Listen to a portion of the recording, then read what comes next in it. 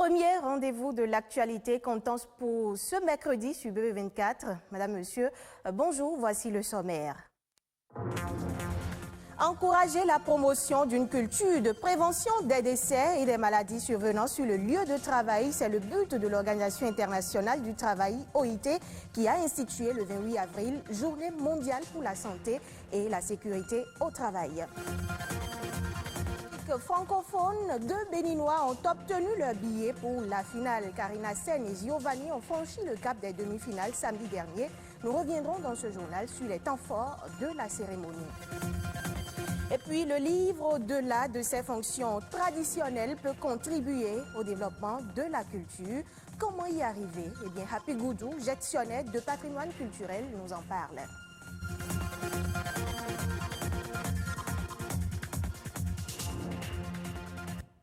Il est célébré chaque 28 mars, ceci depuis 2003, la Journée mondiale de la santé et de la sécurité au travail. Instituée par l'Organisation internationale du travail, OIT, cette journée offre l'occasion d'attirer l'attention de l'opinion sur les questions de sécurité et de santé au travail. L'OIT reconnaît la responsabilité partagée des principales parties prenantes et les encourage à promouvoir une culture préventive afin de s'acquitter de leurs obligations et de leurs responsabilités en la matière. Le reportage à suivre nous édifie davantage.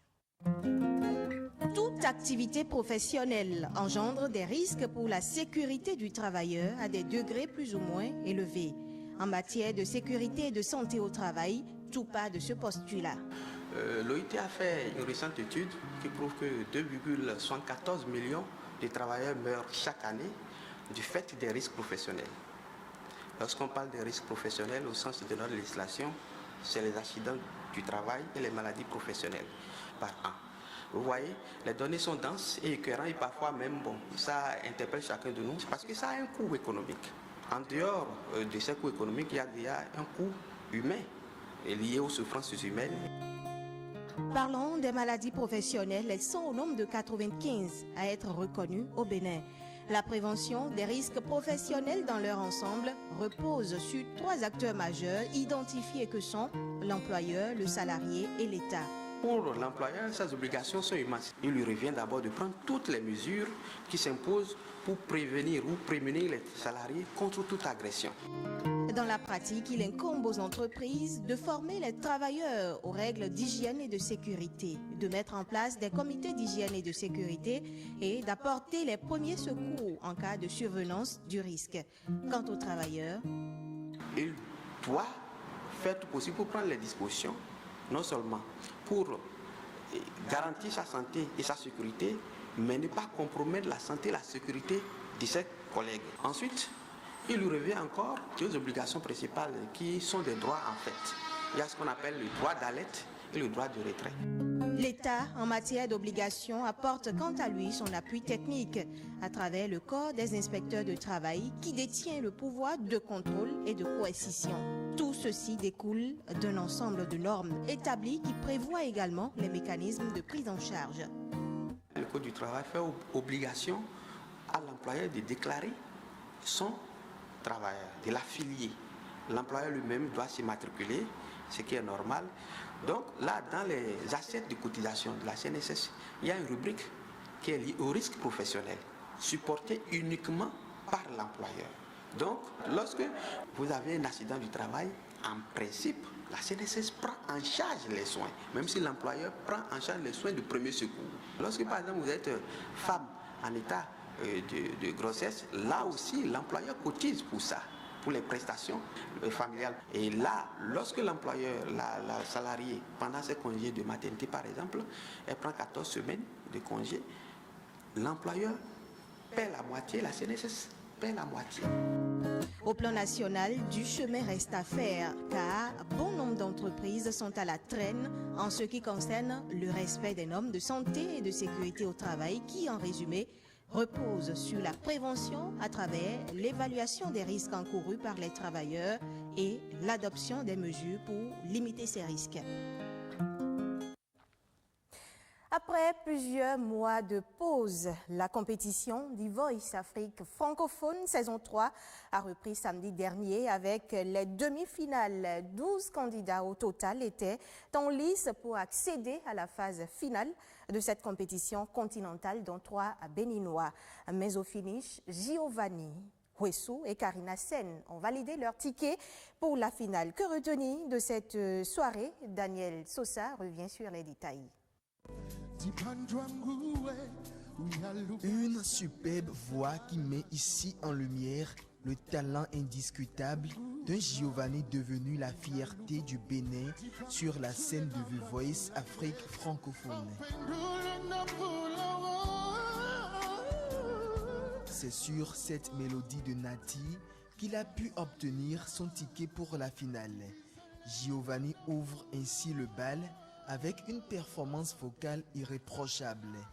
Après une interprétation spectaculaire et à couper le souffle, c'est une vague d'éloges et d'appréciation qui couronne l'instant de délibération.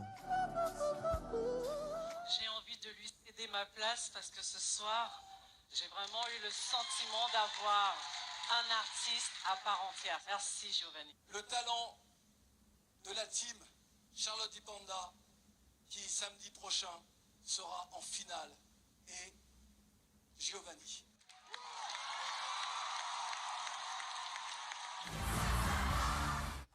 Après les prestations des talents des coachs Hiro et Youssoufa, place maintenant au talent du coach Lokwa Kanza. Un trio composé de 2 béninoises, Karina Sen et Mathilde Toussaint. C'est toi que j'ai choisi pour vivre ce pour toujours. Je pense à toi, mon amour, ma bien-aimée. Ne m'abandonne pas, mon amour, ma chérie. Elles ont séduit par l'originalité et la finesse de leur timbre vocal face à Diane Adams du Sénégal. Et c'est Karina Sen qui rejoint Giovanni en finale. Ces 2 artistes confirmés ont été promus grâce au vote des téléspectateurs et spectateurs. Ces 2 finalistes béninois seront face à Fogan du Togo et à Lady Chain du Burkina Faso. Je suis un enfant béni de Dieu, à sa grâce il accomplit toujours mes vœux. Qui remportera alors The Voice Afrique francophone saison 3 2021. Le rendez-vous est prêt pour le samedi 1er mai prochain. Bonne suite à nos talents et vivement que le trophée revienne au Bénin. C'est un document écrit composé de pages reliées les unes aux autres. Le livre, puisque c'est de ça qu'il s'agit, a pour fonction d'être un support de l'écriture permettant la diffusion et la conservation de textes de nature variée. Cependant, le livre peut-il être facteur de développement durable? Happy Goudou, gestionnaire de patrimoine culturel, nous en parle. Suivons-le.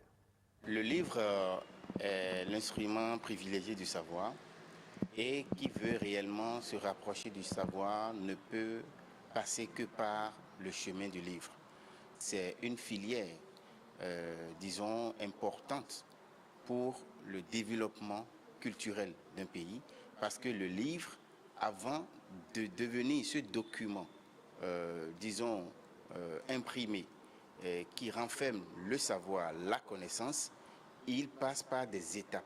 Du coup, c'est une chaîne avant que le document que nous voyons ne soit réellement visible, parce que la finalité, c'est, disons, la rentabilité économique que cet ouvrage-là, qui a été inspiré par l'auteur, puisse apporter. L'importance du livre pour l'économie d'un pays ou la culture d'un pays, c'est à double titre. 1, ça nourrit la connaissance. Et 2, ça permet à tous ceux qui interviennent dans cette filière, les acteurs, d'en jouir, donc de pouvoir se servir donc, de cette connaissance-là pour pouvoir économiquement vivre. Depuis l'avènement du président Patrice Talon, nous avons constaté qu'il y a des encouragements à ce niveau-là, où le livre est considéré comme disons, une part importante du développement culturel et économique. À savoir que déjà, l'État a initié un projet de réhabilitation et de modernisation des bibliothèques publiques et la numérisation des fonds documentaires.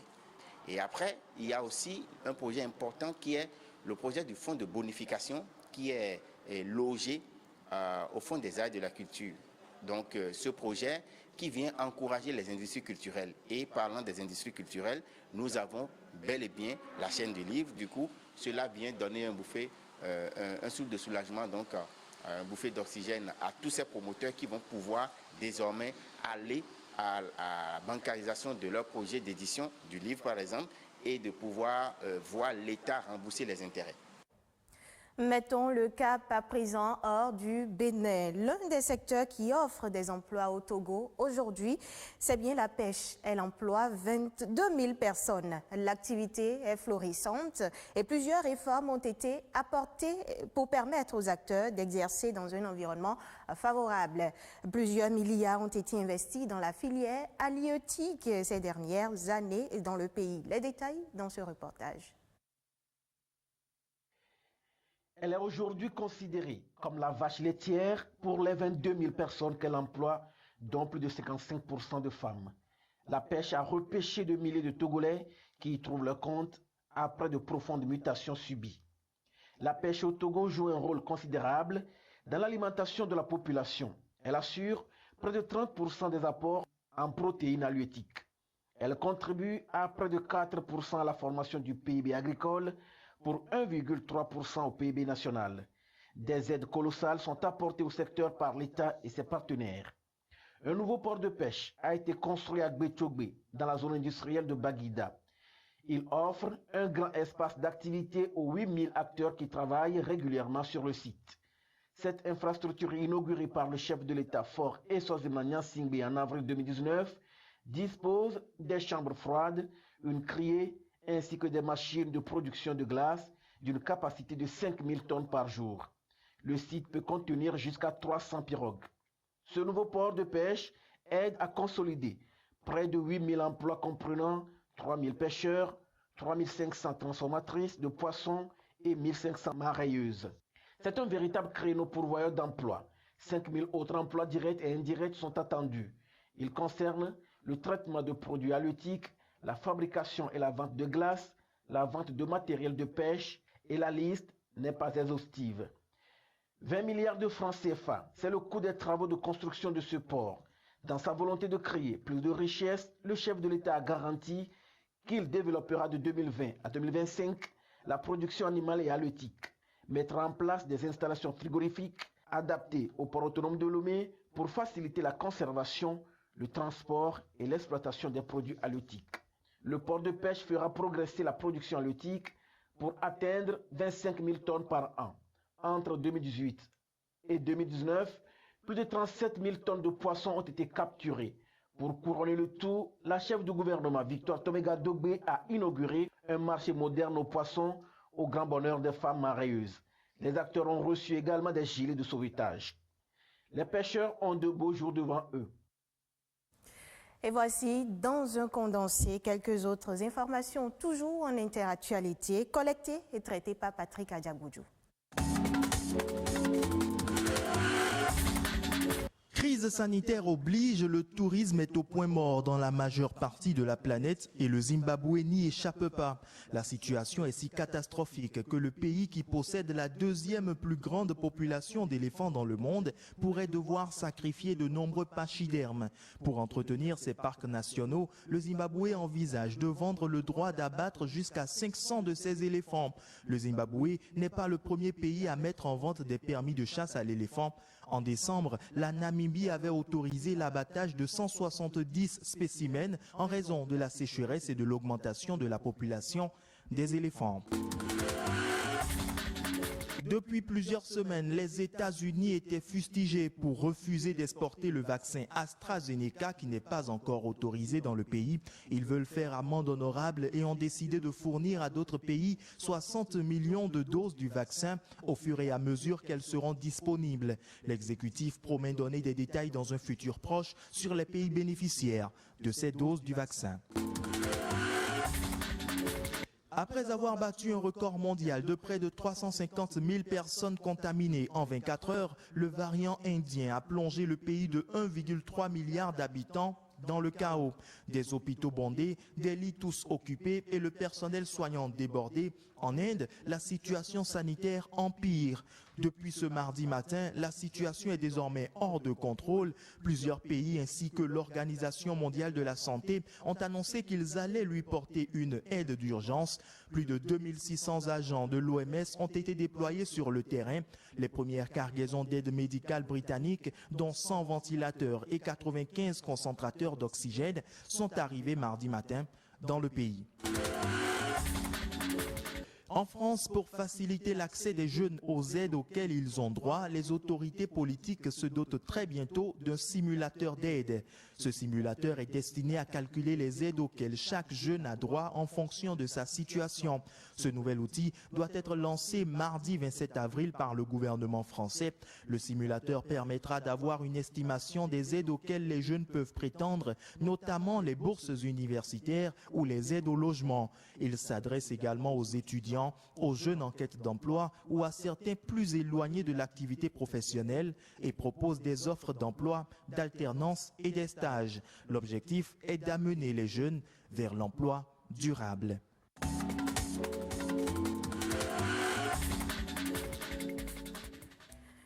Ce sera tout pour ce journal que vous pouvez suivre en replay sur le site de l'ORTB. Merci pour votre fidélité renouvelée au programme de BB24.